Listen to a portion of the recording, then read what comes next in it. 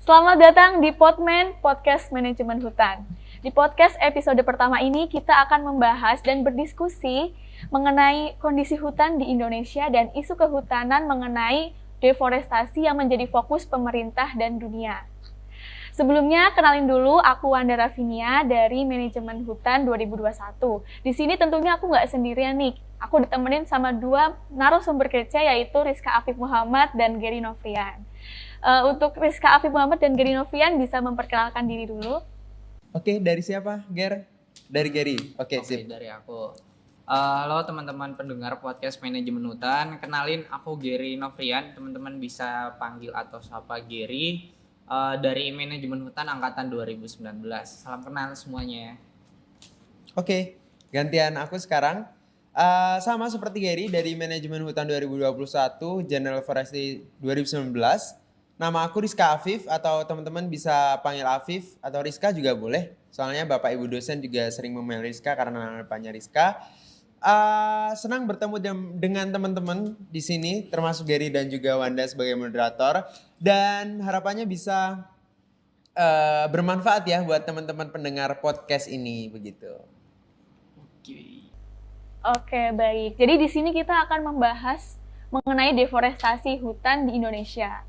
Seperti yang kita ketahui, Indonesia memiliki luas hutan tropis yang cukup besar, yakni 126 juta hektar, di mana hutan tropis Indonesia menempati urutan ketiga sebagai hutan tropis terbesar di dunia. Namun sangat disayangkan, laju deforestasi hutan di Indonesia juga cukup tinggi. Hal ini tentunya menjadi perhatian publik dan dunia. Lalu sebenarnya apa sih itu deforestasi? Deforestasi menurut Peraturan Menteri Kehutanan Republik Indonesia Nomor P30-Menhut 2009, deforestasi adalah pengubahan area hutan menjadi lahan tidak berurutan secara permanen untuk aktivitas manusia atau bisa juga disebut mengubah fungsi lahan hutan menjadi fungsi non-hutan. Nah, dengan definisi deforestasi tadi, bagaimana sih kondisi luasan hutan di Indonesia saat ini dengan adanya laju deforestasi yang tinggi? Boleh dijawab dari Afif atau Gary dulu? Apa dulu? Ya udah Afif dulu. Oke, siap. Agak berat ya teman-teman pembahasannya tentang deforestasi, terus tanggapan tentang deforestasi itu sendiri, terutama di Indonesia begitu kan. Karena kita juga ilmunya masih kurang, tapi kita berusaha semaksimal mungkin ya. Begitu. Jadi aku dan Gary mencoba untuk menanggapinya. Jadi kalau deforestasi, kita ngomong tentang deforestasi, memang banyak definisi-definisi dari masing-masing orang dan masing-masing ahli, masing-masing instansi. Tadi dari LHK ada definisi sendiri dan mungkin dari orang A ada definisi sendiri, dan bahkan ada orang yang menyebutkan bahwa menebang satu pohon itu deforestasi begitu. Jadi kita memang harus bisa menyamakan satu deforestasi. Tapi kalau berkaitan dengan apa yang dikatakan oleh Wanda tadi tentang deforestasi, memang itu adanya pengurangan luasan lahan atau pengurangan luasan kawasan hutan yang produktif gitu, sehingga menimbulkan dampak-dampak yang tidak baik begitu untuk lingkungan, untuk Indonesia itu sendiri. Nah, sekarang banyak skeptis yang menunjukkan Indonesia deforestasinya kenceng loh, Indonesia deforestasinya sekarang semakin besar. Ternyata teman-teman itu salah semua. Padahal dari tahun 2018 Indonesia sedikit demi sedikit sudah mulai memperbaiki keadaan hutan di Indonesia. Meskipun kita tidak terlalu tahu bagaimana keadaan lapangannya, tapi menurut beberapa laporan, ya Indonesia bisa sukses untuk menghandle deforestasi itu sendiri.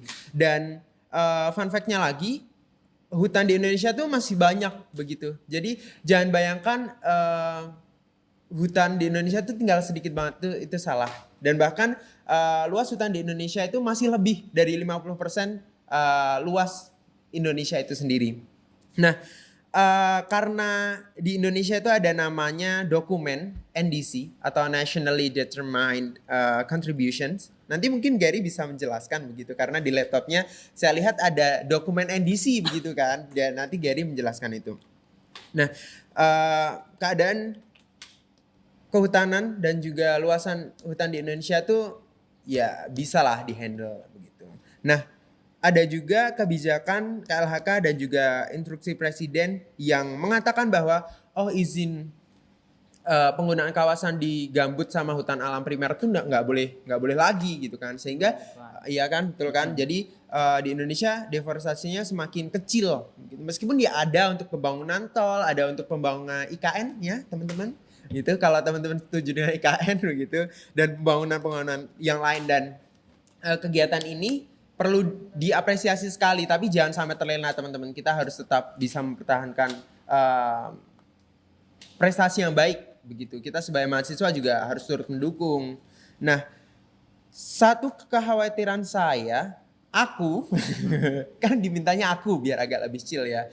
Itu tentang Omnibus Law ini, karena di Omnibus Law ada suatu kebijakan baru food estate yang which is itu boleh menggunakan kawasan hutan alam, padahal hutan alam itu pemanfaatannya hanya boleh sedikit banget gitu loh. Takutnya nanti dengan adanya kebijakan baru ini yang tidak bisa terkontrol dengan baik, nah deforestasi yang sudah dapat ditekan nanti loss lagi, longgar lagi begitu. Sehingga dari kita juga perlu ada aware yang lebih, kemudian dari pemerintah juga ada yang aware yang lebih. Tapi selama ini deforestasi di Indonesia itu menurut aku dan menurut data atau menurut buku-buku yang aku baca sudah dapat ditekan dengan baik, Wanda.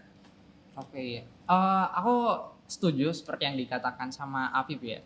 Ternyata yang selama ini teman-teman lihat yang disiarkan oleh media itu cuman yang jelek-jeleknya aja teman-teman mengenai keadaan hutan yang di Indonesia. Tapi kita nggak melihat sisi positifnya, di mana upaya pemerintah itu sudah lumayan dan cukup maksimal untuk menekan laju deforestasi di Indonesia gitu. Tapi ketika upaya pemerintah itu tidak disinergikan dengan masyarakat itu sendiri, entah itu dari kalangan akademisi maupun hingga ke tingkat tapak, itu sama saja pemerintah yang berjuang sendiri dalam mengatasi deforestasi.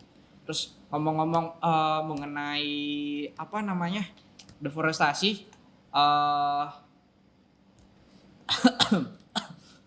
tunggu teman-teman, ngomong-ngomong mengenai deforestasi seperti yang dijelaskan Afif, itu sangat erat juga kaitannya dengan salah satu implementasi dengan UU CK, UU 1120 tentang Cipta Kerja, di mana itu adalah melalui aturan turunannya sudah ada definisi mengenai food estate.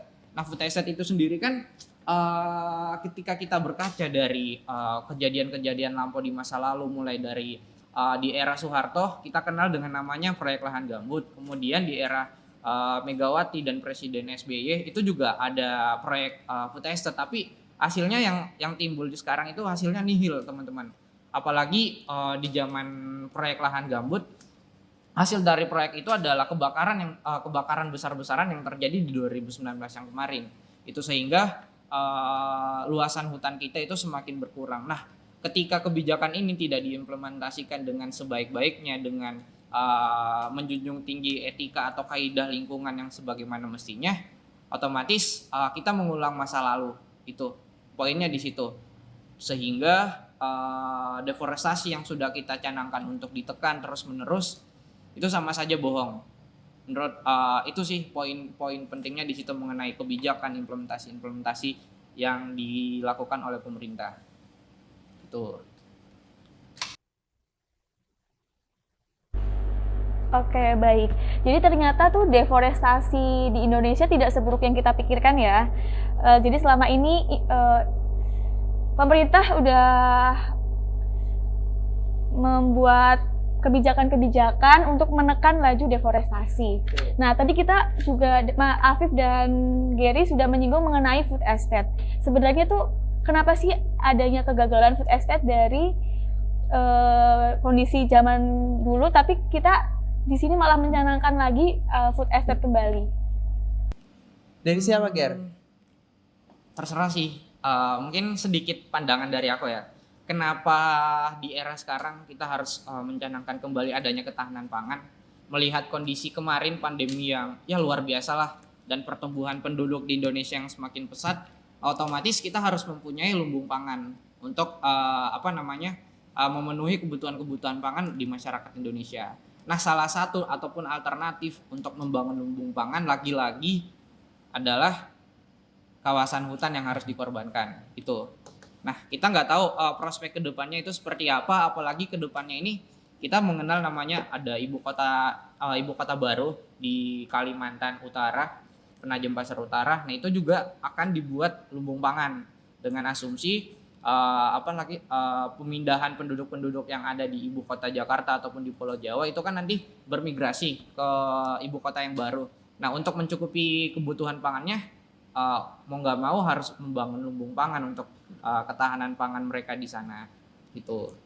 Oke, kalau dari aku setuju dengan apa yang dia katakan Gary, tapi aku lebih ke arah tujuan atau goals Indonesia itu sendiri dalam mendukung SDGs atau Sustainable Development Goals. Di situ ada poin di mana masing-masing negara harus bisa untuk mencapai zero hunger. Ya gimana lagi, kita harus bikin food estate. Dan Gary tadi udah bilang lahan mana lagi yang bisa dibikin food estate, ya hutan. Nggak mungkin kita gusur hotel, kita gusur pemukiman untuk food estate, itu nggak mungkin. Karena pemukiman itu sendiri dari tanahnya udah nggak baik, dari mungkin pengairannya udah nggak baik, sehingga ya mau nggak mau di hutan itu sendiri, Wanda.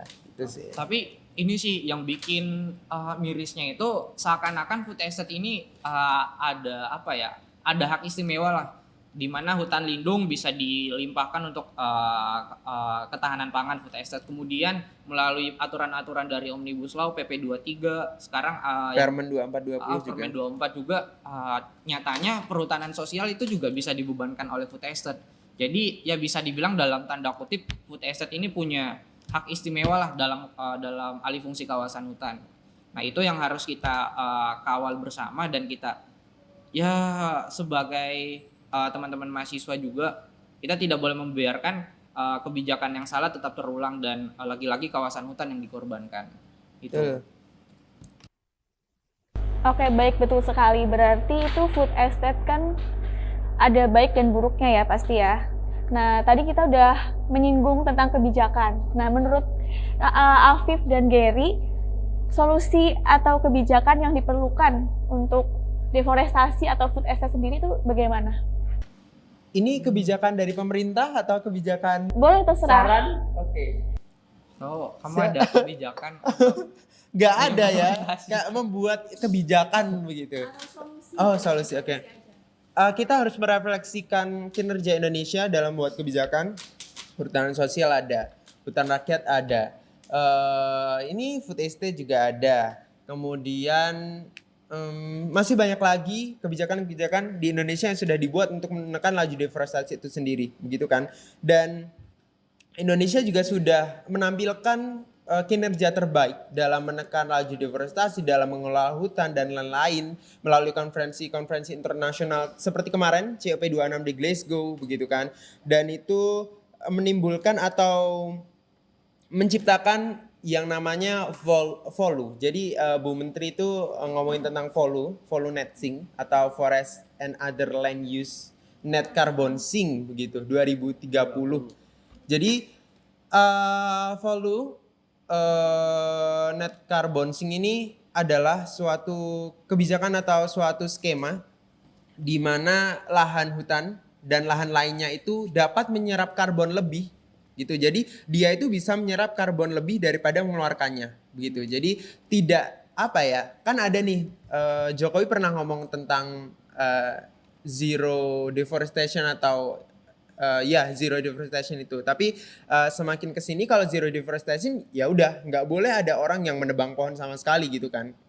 Makanya diubah ke volunetzing ini, dan menurut aku pribadi ini sangat bisa diimplementasikan dan sangat bisa untuk mewujudkan Indonesia dengan pembangunan yang berkelanjutan tanpa adanya deforestasi berlebih begitu. Nah, tadi perhutanan sosial juga menurutku kebijakan yang bagus sih, karena itu melibatkan masyarakat. Toh nggak mungkin satu pihak dalam mengelola hutan kayak pemerintah aja tiba-tiba atau ujuk-ujuk datang ya kayak aduh kita mau ngurus hutan ini kan nggak mungkin. Kita perlu ada stakeholders, kita perlu ada masyarakat yang involved di situ, kita perlu ada pihak-pihak lain yang satu padu bersama dalam mengelola hutan karena yang tahu karakteristik hutan di situ, yang tahu apa kayak local wisdom atau cara-cara tradisional ya yang bisa dipertahankan di situ kan masyarakat, sehingga pemerintah dengan pihak-pihak lain memang harus bisa bekerja sama entah dalam mengelola hutan, entah dalam mengambil kebijakan karena tidak semua kawasan atau ya mungkin kebijakan di Sumatera dengan di Jawa berbeda. Pengolahan hutan di Jawa dan Sumatera pun berbeda begitu kan. Jadi memang harus disesuaikan sih. Tapi untuk saat ini kita coba dulu kebijakan yang ada dan inovasi yang ada begitu kan. Selagi itu masih bisa dilakukan, lakukanlah. Nanti selagi itu memang tidak efektif, baru kita bareng-bareng atau dari pemerintah, toh kita sekarang sudah ada kebebasan untuk berpendapat kan, dan sangat mudah sekali untuk berpendapat lewat DM Instagram KLHK pun sering dijawab begitu, sehingga ya kita coba dulu yang ada. Baru nanti kalau memang itu tidak efektif dilakukan evaluasi bersama begitu. Sepakat sih, setuju banget sama apa yang disampaikan sama Afif. Tapi ketika kita memproyeksikan ke depannya kebijakan yang seperti apa yang harus diterapkan, kita harus berkaca ke masa lalu, historical ke belakang. Kita seperti yang kita ketahui, berbagai paradigma pengelolaan hutan di Indonesia itu sudah beberapa diterapkan, mulai dari timber extraction, kemudian melangkah ke timber management, dan sekarang itu di eranya social forestry, dan nanti kedepannya akan diwujudkan melalui sustainable forest management itu. Dan seperti yang dikatakan Afif, adanya kebijakan follow netting 2030 ini adalah salah satu dari aku pribadi angan-angan keberhasilan dan kesuksesan kehutanan di masa depan. Ibaratnya forest for future di 2030, di mana sektor hutan dan lahan itu bisa menyerap karbon yang sebesar-besarnya, bisa menyerap emisi yang sebesar-besarnya, namun emisi yang dihasilkan itu lebih kecil. Dan itu adalah suatu kebijakan ataupun nanti yang diimplementasikan bisa menghasilkan suatu strategi yang ramah lingkungan. Dan follow netting ini kalau nggak salah juga merupakan salah satu strategi dari NDC ya, Pip ya. Benar. Dokumen NDC itu sendiri. Nah, kemudian terkait follow ini ada berbagai upaya sih sebenarnya, ada berbagai kegiatan yang dapat dihasilkan. Nah, dari pemerintah sendiri itu sudah berkomitmen akan merehabilitasi gambut. Kemudian selain merehabilitasi gambut, itu juga merehabilitasi hutan mangrove kita. Utamanya yang ada di pesisir-pesisir ya, apalagi yang ada di pantai utara Jawa, pantai utara dan selatan Jawa. Itu adalah salah satu area pesisir yang harus direhabilitasi. Mengingat perubahan iklim, tinggi muka air laut yang semakin naik, mau nggak mau kita harus adanya upaya mitigasi. Itu terkait kebijakan-kebijakan yang akan dilakukan ke depannya. Tuh makanya ada namanya BRGM ya. Nah, benar. Badan Restorasi Gambut dan Mangrove. Gitu. Tadi aku juga sedikit menambahkan, setelah social forestry ada satu lagi.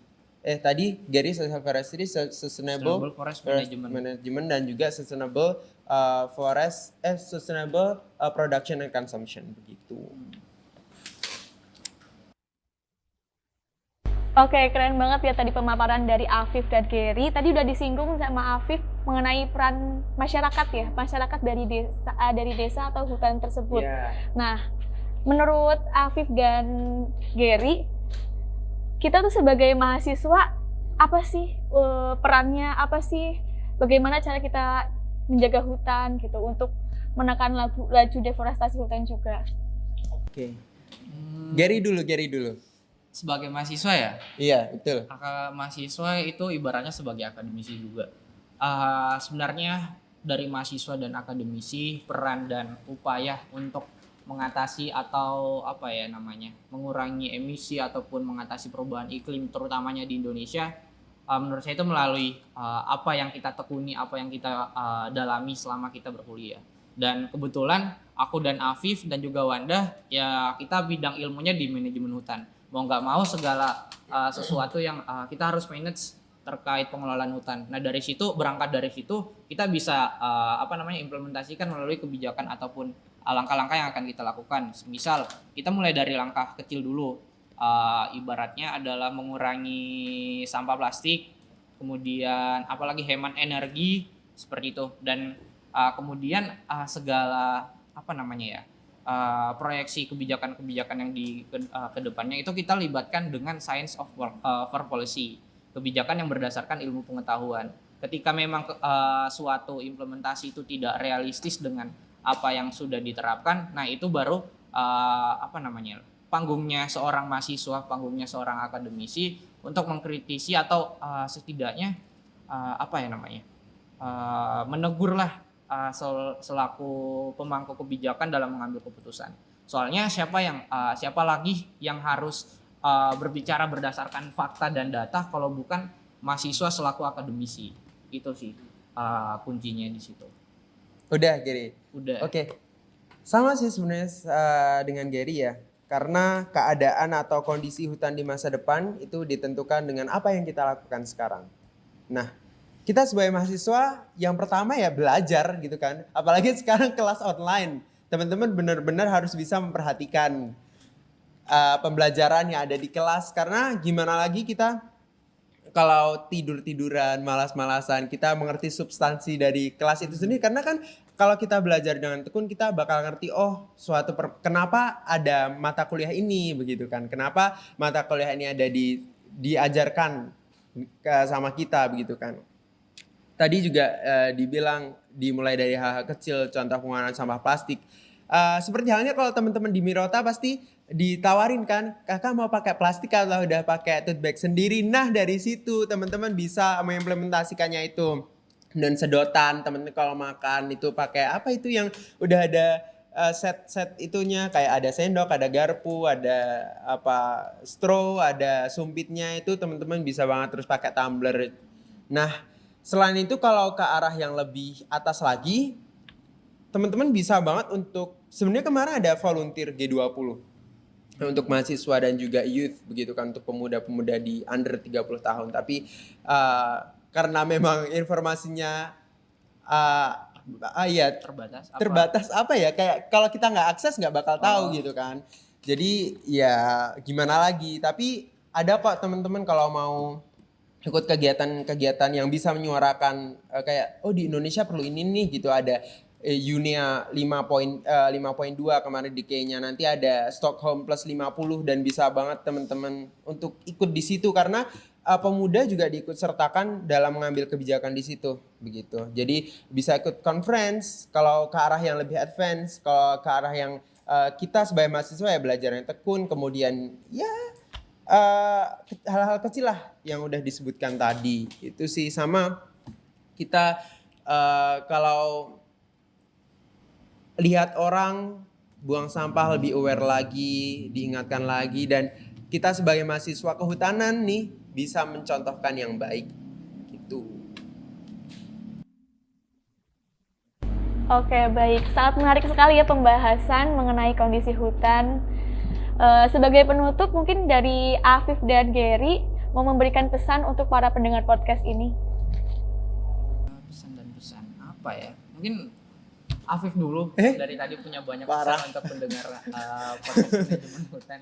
Agak-agak baik.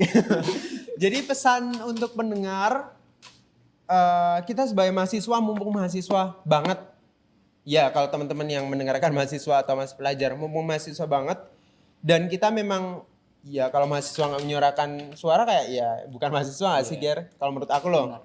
Nah selagi kita mahasiswa punya kebebasan berpendapat, punya mobilisasi yang tinggi, masih belum terikat oleh suatu instansi, suarakanlah the voiceless of the environment itu sendiri begitu. Jadi kita memang sedang di masa-masa perbaikan hutan Indonesia ke arah yang lebih baik.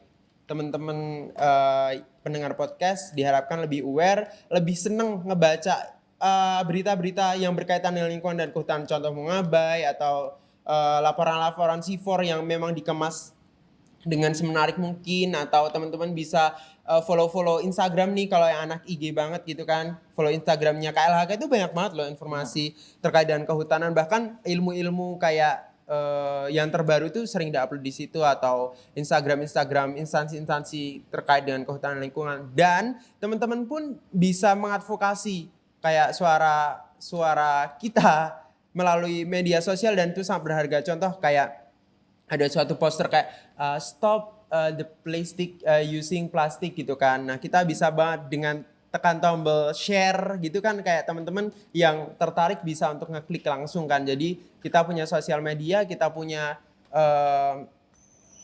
media untuk share sesuatu, media untuk mengadvokasi sesuatu lewat online. Kita bisa menjangkau semua masyarakat dengan mudah yang online begitu, sehingga dimanfaatkan selagi masa muda. Toh nanti kalau kita kerja mungkin intensitas kita dalam aware terhadap ini begitu akan kurang karena kita bakal ngurus yang lain gitu teman-teman. Kalau dari aku mungkin dari aku pribadi selaku mahasiswa ya, aku sangat beruntung banget bisa menjadi seorang mahasiswa, bisa menyelam sedalam-dalamnya sumber ilmu pengetahuan terutamanya di kehutanan. Segala aspek ilmu kehutanan kita bisa pelajari selaku mahasiswa, dan ya ilmu itu harus kita harus dibagi buat orang lain, dan salah satu kontribusi yang harus kita berikan yang seperti itu, mulai dari sikap independensi sebagai seorang mahasiswa, di mana ya selaku mahasiswa itu tidak mudah terafiliasi oleh entah itu dari pihak manapun yang tentunya mementingkan salah satu aspek ataupun sektoral seperti itu. Jadi selagi masih menjadi seorang mahasiswa, yang punya segudang pengetahuan juga ya, kita mengadvokasi masyarakat, terutama masyarakat yang awam, bukan cuma masyarakat, teman-teman kita pun harus diadvokasi, entah itu tentang edukasi lingkungan ataupun itu. Kemudian kita berangkat dari perkembangan teknologi yang saat ini, terutamanya sudah banyak berbagai teknologi yang bisa kita terapkan, mulai dari bidang-bidang kehutanan, mulai dari transformasi digital, kemudian sampai virtual reality juga itu sudah bisa mencakup ranah kehutanan. Jadi tinggal kita lagi mau belajar apa enggaknya. Terus menurutku sama yang seperti dikatakan Afif, jangan berhenti untuk membaca. Utamakan adalah sahabat terdekat kita adalah buku itu. Dari aku pribadi pun kalau lagi misal Gabut. Bukan gabut sih. Misal lagi ada kegiatan atau apapun, ya setidaknya harus baca buku tentang apapun hal itu, dan terutama buku-buku yang tentang lingkungan lah. Banyak kok yang sekarang itu dijual atau apapun yang tentang edukasi lingkungan ataupun apa gitu. Terutamanya selagi kita mau baca, pasti kita dapat ilmu pengetahuan yang sebanyak-banyaknya. Itu pesan aku buat teman-teman pendengar podcast manajemen hutan. Itu aja sih sebenarnya. Kalau nggak suka baca video, kalau nggak suka baca, killer itu bagus juga. Dengar podcast manajemen. Oh iya, bener banget. Karena kita udah tahu ya efek dari deforestasi itu yang mengakibatkan climate change, dan kita merasakan sendiri sekarang udah di bulan April yang harusnya bulan basah. Musim kemarau tapi masih hujan. Itu. Jadi kita harus lebih aware. Itu. Emang dahsyat banget ya itu dampak dari deforestasi hutan mengenai climate change. Nah, tadi benar banget yang disampaikan oleh Afif mengenai kita sebagai mahasiswa, kita jangan takut untuk bersuara mengenai isu kehutanan. Dan tadi untuk dari Gary juga kita harus mencari-cari informasi, membaca buku, bahkan buku dijadikan sebagai sahabat ya, seperti itu. Nah, ternyata deforestasi di Indonesia itu selama ini yang kita tahu kan kayak buruk banget ya. Pemerintah sepertinya kayak kerjanya apa ini gitu-gitu kan. Ternyata Indonesia itu sudah mulai bisa menekan laju deforestasi. Oke, kemudian peran masyarakat juga bisa mendukung mengenai laju deforestasi hutan di Indonesia. Keren banget pokoknya ini, seru banget, topiknya sangat berat ya. Agak-agak perlu belajar dulu sebelum podcast gitu kan. Tapi nggak apa-apa, demi pendengar. Nah, semoga pendengar bisa. Aku lebih beratnya lebih ke haus sih sebenarnya. Baik. Apalagi bulan puasa. Semoga pendengar podcast bisa mengambil hikmah dan mengambil ilmu dari podcast pada sore hari ini ya. Amin.